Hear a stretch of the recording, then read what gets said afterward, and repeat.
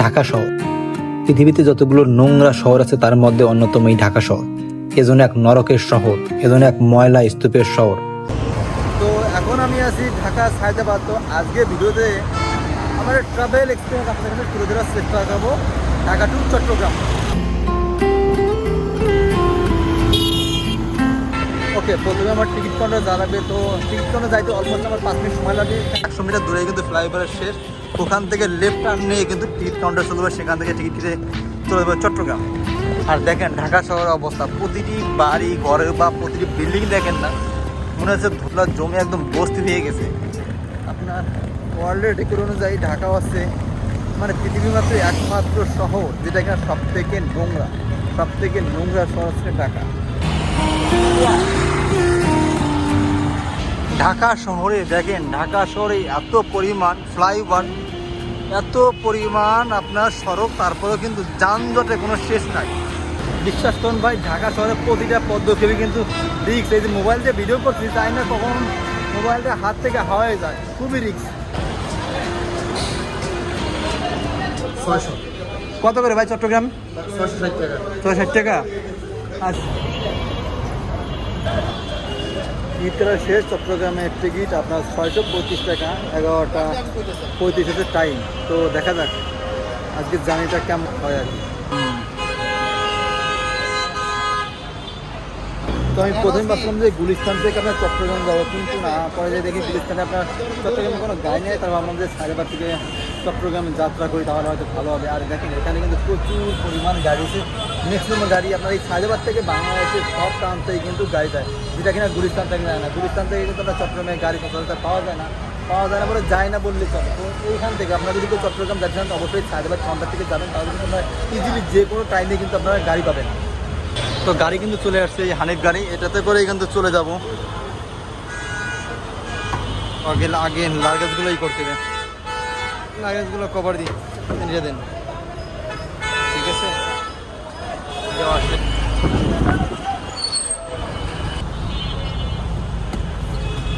সিটগুলো মনে হয় ঠিক আছে। তো গাড়িতে উঠে পড়লাম। অলমোস্ট আমাদের এখান থেকে যেতে হয়তো 5 থেকে 6 ঘন্টা সময় লাগতে পারে যদি জ্যাম থাকে। আর জ্যাম না থাকলে ইজিলি কিন্তু 4.5 ঘন্টা থেকে 5 ঘন্টার ভিতরে কিন্তু আমরা চট্টগ্রাম পৌঁছে যাবো।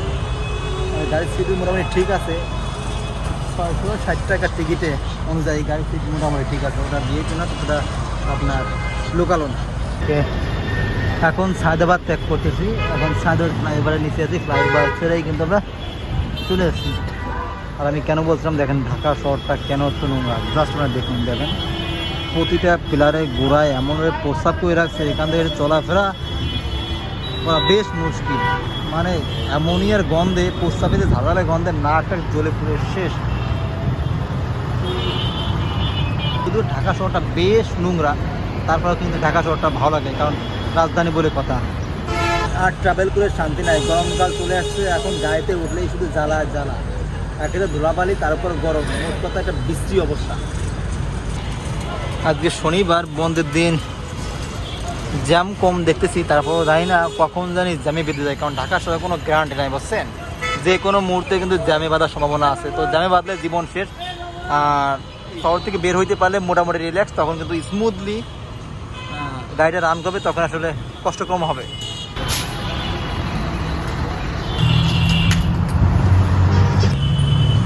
ওকে, এখন সায়দাবাদ ফিরে চলে যাচ্ছি।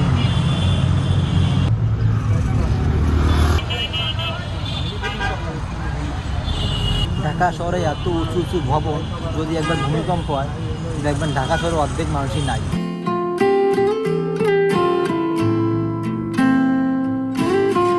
সায়দাবাদের উঁচু উঁচু ফ্লাইওভার ক্রস করে কিছু সময় পর আমি চলে আসলাম সমতল রাস্তায়। গাড়ির জ্বালানা দিয়ে বসন্তের বাতাস খেতে খেতে কিছু সময় পর চলে আসলাম মেঘনা সেতুর উপরে। 90 দশকে নির্মিত এই সেতুটি ঢাকা এবং চট্টগ্রাম মহাসড়ককে সংযুক্তকারী একমাত্র প্রধান সেতু। মেঘনা সেতুর সৌন্দর্য উপভোগ করতে করতে কখন যে ঘুমিয়ে পড়ছে আমি টেরই পাইনি। কিছু সময় পর আমি নিজেকে আবিষ্কার করলাম কুমিল্লা নূরজাহান হোটেলের সামনে। তো দেখতে দেখতে কিন্তু কুমিল্লা চলে আসলাম, কুমিল্লা নূরজাহান হোটেলের সামনে। এখানে 10 মিনিট ওয়েট করবে।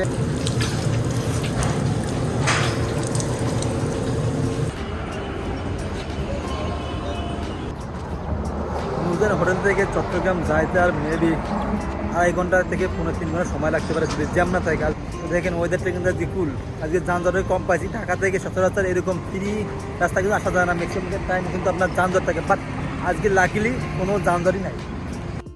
যাই হোক, নূরজাহান হোটেলে হালকা পাতলা নাস্তা করে আবার গাড়ি যাত্রা আরম্ভ করলো। জাস্ট 2.5 ঘন্টার মধ্যে আমি পৌঁছে দিলাম চট্টগ্রাম অলঙ্কারে।